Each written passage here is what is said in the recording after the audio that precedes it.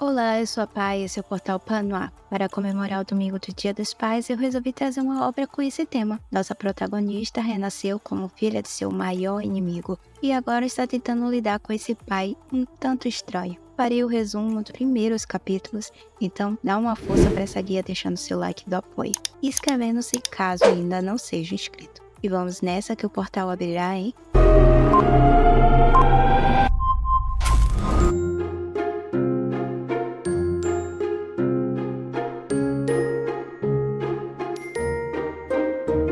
A história segue a protagonista Bliss, uma maga que foi repetidamente renascida e forçada a assistir o mundo ser destruído pelas mãos de Lucas Brand, o rei do mundo demoníaco. Ele se disfarçava de humano e tinha o cargo de duque no Império. Seus fiéis cavaleiros, que também eram demônios e sempre o seguiam, eram chamados de Espadas do Mar Negro. Eles eram Birhan, Warren, Custiel, Barbatia e Micaela. E em todas suas vidas, Bliss os enfrentou e perdeu. Ela viu pessoas queridas e seu amante perder a vida na guerra que o Duque instaurou, muitas e muitas vezes. Então ela sentia um profundo ódio por eles. O que ela não esperava era que na sua mais recente vida, além de ter renascido muito mais jovem do que de costume, foi abandonada na frente da casa do seu inimigo, sendo encontrada por um dos seguidores dele, o Birhan, que ao ver a semelhança entre ela e o Duque, acreditou que ela era a filha dele. Na tentativa de sobreviver, mesmo no coração do território inimigo, Bliss fez de tudo para conquistar a simpatia dos que a odiavam, pois não queria morrer tão cedo. No início, o Duque não quis aceitá-la, mas os outros súditos convenceram ele com a fofura de Bliss, que conquista o coração gelado do Duque Capiroto, que a adota como filha e lhe dá o nome de Eleonor, ou Ellie, como ela é chamada. Esses homens frios e perigosos não tinham o menor jeito com crianças humanas, mas a fofura de Ellie foi mudando suas vidas, mesmo que no fundo daquele pequeno coração, a intenção dela fosse totalmente impura. Ela queria destruir todos eles assim que seu corpinho ficasse mais forte e sua magia fosse recuperada. O difícil era ser levado a sério quando suas ações acabavam sendo interpretadas de maneira diferente do que ela pretendia. O Duque se apegou tanto a ela que ela passou a participar das reuniões dos seus servos e seguidores no posto de princesa, para sua fúria que não queria ser reconhecida como filha dele. Mas não adiantava o ódio. A reunião em questão era para discutir o aniversário da filha do imperador, a Raina.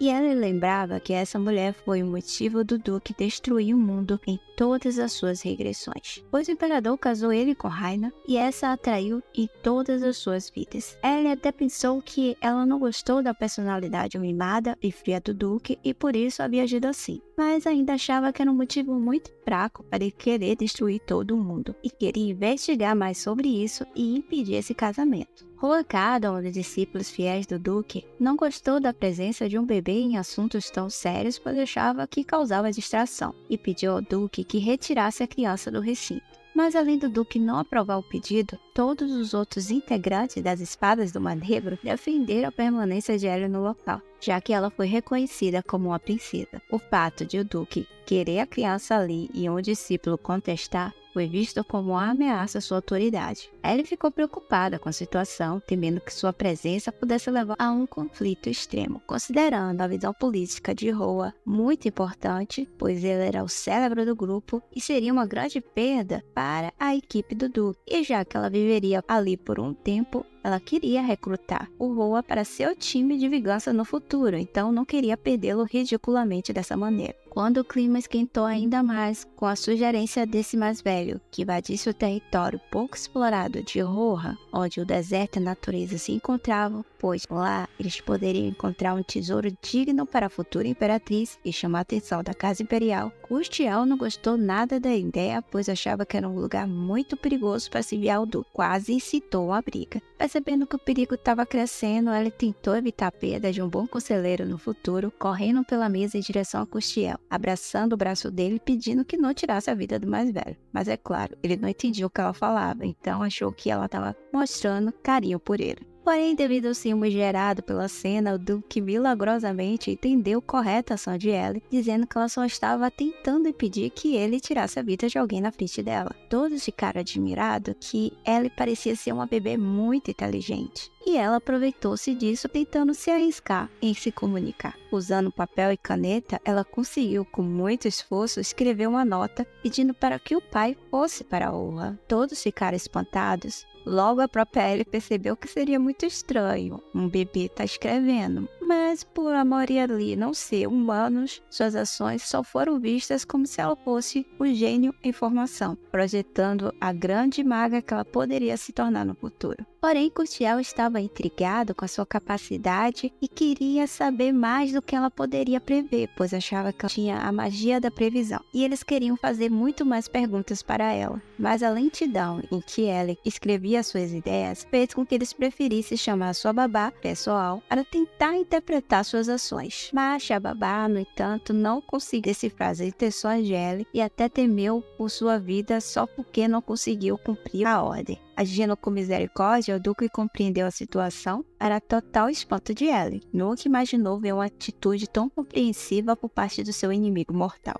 Aconselhado pela babá, foi levado até eles um garoto que tinha dom de ler mentes, chamado Teorca, que vamos chamar de Theo. Theo era uma das crianças órfãs treinadas rigorosamente para se tornarem cavaleiros leais ao Duque em um local chamado albergue. Ele havia conhecido várias dessas crianças já adultas em seu passado e lutou contra muitas delas. Theo foi o mais memorável entre todos, pois foi o único que nunca traiu o Duque e permaneceu fiel a ele até o fim. Inclusive, ele batalhou contra ele várias vezes e ganhou. Theo foi chamado por possuir o dom de ler pensamentos de animais e bebês. Ele não acreditou muito nisso até perceber que ele entendia todos os seus pensamentos enquanto ela xingava as interpretações erradas que as pessoas faziam de suas ações. Quando ela notou que ele a entendia, ficou muito animada e queria incluí-lo em sua lista de lacaios. Diferente dela, Cutiel e o Duque não davam muita credibilidade ao garoto, especialmente quando ele relatou que ela havia dito sobre a terra de Rohan, mencionando a presença de muitos minerais e joias raras, além da existência de raças diferentes como anões com habilidades manuais excepcionais. Ela sugeriu através de Theo que seria interessante o Duque se reconciliar com essas raças para futuras alianças. Só que o Duque suspeitava que o garoto estivesse usando sua filha para obter algo, mentindo sobre o que ela havia dito, pois era impossível para ele acreditar na existência de anões, uma raça que foi considerada extinta. No entanto, Theo estava traduzindo exatamente o que ela pensava, e embora sentisse uma pequena inveja da situação dela, uma bebê inteligente com alto status social, ele realmente queria ajudá-la a expressar seus pensamentos. Theo vinha de uma realidade totalmente oposta à de Ellie. Ele era filho de pessoas consideradas bárbaras e sofreu muito racismo devido ao seu tom de pele dos moradores da cidade imperial. Determinado a convencer o Duque da veracidade das suas traduções e de que ele era útil fazendo o serviço, Theo falou corajosamente que o Duque poderia até desconfiar dele, mas não da sua própria filha, pois ela só tinha ele. Para ajudar Theo, Ellie se aproveita que o Duque gostava de ouvir elogios de sua parte e pede para o garoto traduzir para o pai que ele era o melhor pai. E prontamente o Duque desfaz toda a sua desconfiança somente por conta dessa tradução. Ele viu uma grande utilidade em Theo, pois queria trazer ele para seu lado e no futuro ele ser de grande ajuda na sua vingança. A amizade formada deixou o Duque com ciúmes e irritado, e Ellie pediu para passear com Theo sozinho porque já estava cansada de ficar dividindo sala com aqueles demônios. Porém, o Duque não gostou da ideia e proibiu o passeio. Chateada, Ellie ameaça de não chamá-lo mais de pai se ele não permitisse que ela passeasse com Theo, e deprimido, ele libera. Com o passeio autorizado, Ellie se sentiu um pouco estranha ao ver que o Duque ficou abatido apenas com sua ameaça. Parecia que suas palavras realmente afetavam ele. Conversando com Theo, ela descobriu que o garoto se sentia muito grato ao Duque por ter mudado o destino que ele teria se continuasse nas ruas sendo maltratado. Mesmo sendo uma criança do albergue e passando por treinamentos pesados e rigorosos, com o risco de ser descartado se não demonstrasse utilidade, Theo preferiria 1000 vezes viver ali no albergue do que voltar à sua vida antiga. E isso a surpreendeu, pois ela não esperava nenhuma ação de bondade por parte do Duque a qualquer tipo de ser humano. Além disso, o garoto estava muito animado porque finalmente ele poderia mostrar sua utilidade para o Duque graças à princesa. Ela ficou sem palavras, pois sabia que Theo havia sido extremamente útil para o Duque no passado, tornando-se o chefe dos cavaleiros e espião dele no Palácio Imperial, e foi fiel ao Duque até seu fim. Porém, não teve tempo de continuar pensando a respeito, pois percebeu que estavam sendo vigiados. Depois de ser pego em flagrante, o Duque não teve outra escolha a não ser sair de trás dos arbustos e dizer que estava ali apenas para verificar se a filha estava bem. Curtiel contou a Ellie que o Duque havia aceitado conquistar a terra de Rohan como ela desejava, o que a deixou muito feliz. Além disso, o Duque também ordenou que a partir daquele momento Theo fosse o guarda-costas e tradutor dela, ficando sempre próximo à princesa. No entanto, deixou claro que seria apenas como segurança e nada mais. O menino ficou muito feliz porque ele poderia mostrar ainda mais suas capacidades para o Duque e retribuir todo o favor. Os dias foram passando e Theo ganhou um quarto ao lado da princesa, passando a desfrutar das deliciosas refeições que ela oferecia. Tudo isso fazia parte do plano de Ellie para conquistar a simpatia do menino na esperança que no futuro ele a ajudasse a escapar daquele lugar. Enquanto aproveitava o clima de camaradagem, Barbacha apareceu, convidando-a para ir até o albergue, pois era o dia dele de trinar com as crianças e ele queria passar um tempo com a bebê Ellie. No início Ellie não queria ir, mas depois achou que seria até interessante para ver se havia mais crianças que ela poderia recrutar como lacaios para sua grande futura vingança. Ao chegar lá, Ellie ficou muito assustada com o estado do local. Ela já esperava que não fosse um local agradável, mas suas expectativas foram superadas para pior. Uma criança estava passando muito mal no momento e Barbacha não lhe mostrava a menor empatia. As outras crianças contaram que o menino encontrou um cogumelo envenenado na sopa, o que o fez passar muito mal. Só que Barbacha já queria descartá-lo, achando que a história era uma mentira, pois ele recebia 13 refeições por dia e, segundo ele, não havia nada de errado nelas. Ele perguntou a Theo se tipo de situação acontecia ali no albergue com frequência e ele confirma que sim.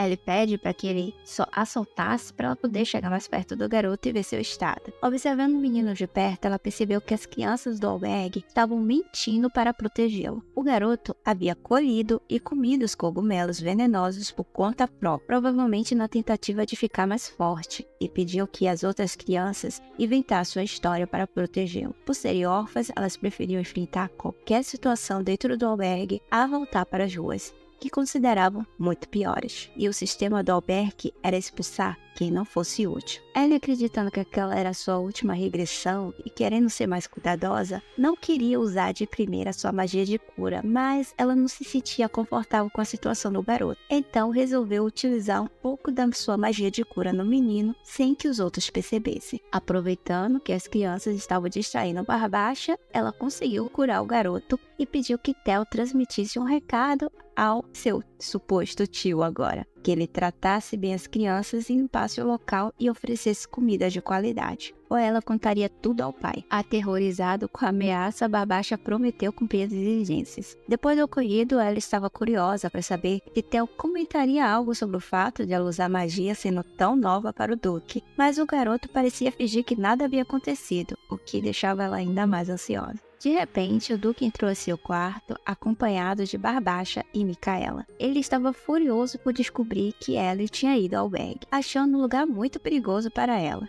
Ele também repreendeu Theo por ter permitido que ela fosse, mesmo sendo o guarda-costas dela. Ela, chateada por ver o Duque descontando sua raiva em um inocente, pediu que Theo traduzisse suas palavras, dizendo que gostou do local e que queria voltar mais vezes. No entanto, o Duque foi contra. Então ela apelou para a fofura, porque sabia que sempre funcionava, pedindo que Theo dissesse que queria ir para lá porque era um lugar criado pelo pai dela, tentando apelar para o seu lado sentimental. Porém, Theo entendeu a sua ação errada e comentou que ela queria morar lá porque era um local criado pelo pai.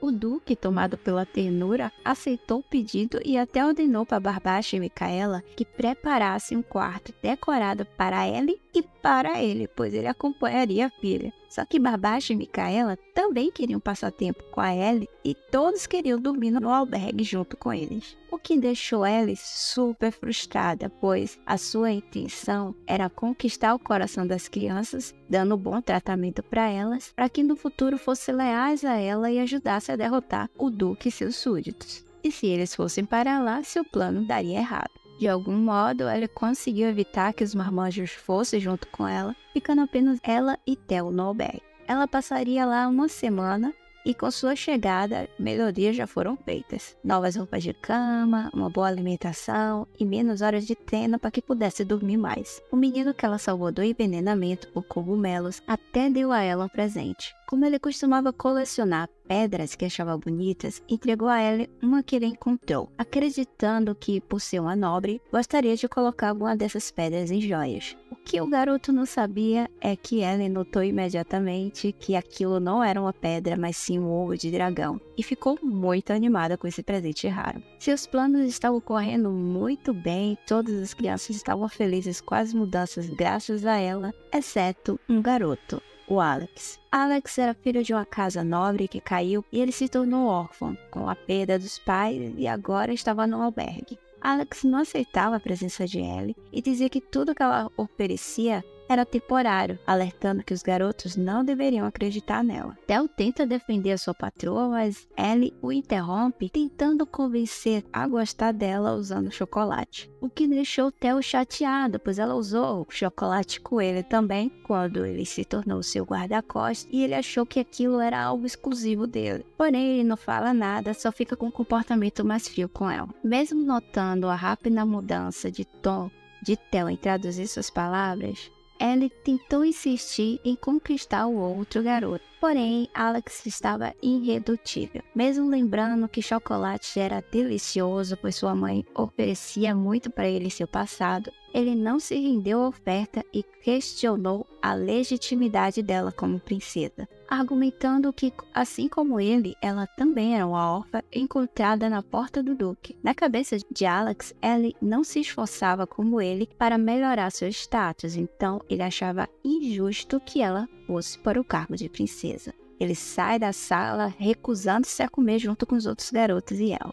Enquanto isso, o Duque não conseguia se concentrar no trabalho devido à saudade da filha, mesmo sabendo que ela só ficaria no albergue por uma semana e o tempo já estava acabando. Ele até escreveu uma carta relatando tudo o que fez e o que achava que precisava melhorar ainda no albergue. Para saber mais sobre o que estava acontecendo no albergue, o Duque chamou Custiel, que estava dormindo, e foi obrigado a sair da cama com seu pijama de pitinho. Ao ler o relatório de Ellie, Custiel ficou espantado como ela era inteligente, e até relatou que as mudanças que ela havia feito no albergue deu benefícios, pois diminuiu a taxa de morte das crianças e aumentou a eficiência delas em seus treinamentos. As crianças amavam Ellie e Custiel acreditava que ela seria uma ótima líder no futuro. O Duque, por sua vez, tentou atribuir isso ao fato dela ser a sua filha. Eu não sei humanos reais, nenhum deles sabia como tratar bem crianças ou cuidar delas. E a chegada de Ellie estava ajudando eles a aprender como fazer melhor isso.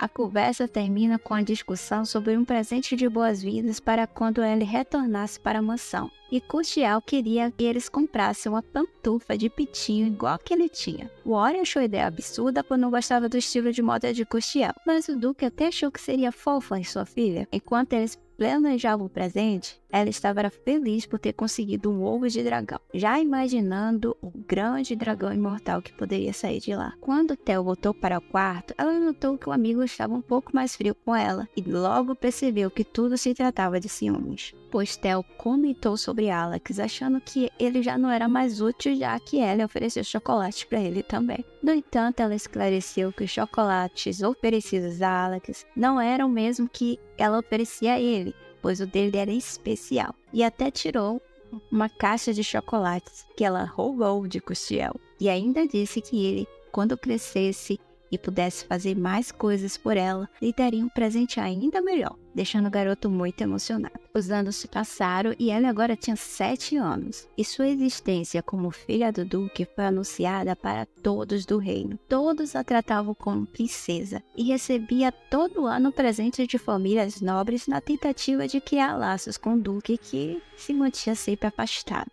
Além de pais muito mais ousados que tentavam levar suas filhas para o Duque para que aprovasse delas serem amigas de Ellie. Porém, o Duque só reparava nas vestimentas das garotas, sondando o jeito que ela se vestia para comprar roupas novas para Ellie. Mesmo sendo tratada com muito amor e carinho por todos seus inimigos, Ellie odiava tudo isso e continuava planejando sua fuga. Uma parte do seu poder mágico tinha voltado e ela só precisava de mais força e resistência. Então estava aguardando crescer mais para começar sua vingança. Tel também havia crescido muito e permanecia como sua escolta, mesmo agora ela podendo se comunicar por si mesma. Quando o Duque comprou uma nova roupa para ela, o garoto até elogiou que ela estava muito bonita. E por algum motivo a reação de Tel fez com que ela se lembrasse do seu amor do passado, que perdeu a vida por fúria do Duque, o que a deixou triste e com raiva. Aconteceria uma nova reunião com o enviado do imperador sobre o aniversário da princesa Raina. E dessa vez Ellie queria participar, porque todos os anos anteriores o Duque deu prioridade a ela e não aceitou o convite. Então o plano de ir para a Orra dessa vez tinha que sair do papel, pois ela precisava caçar a cobra dourada para participar do evento da princesa e recolher recursos necessários e investigar sobre o motivo que levou ao fim da destruição do mundo, o que causou a fúria do Duque. Deixa aí nos comentários se conhecia alguma dessas obras. O nosso portal fica aqui e um beijo a todos os papais, mamães papais, tios papais, irmãs papais e todos os tipos de papais do mundo. E nos vemos no próximo. Bye, bye!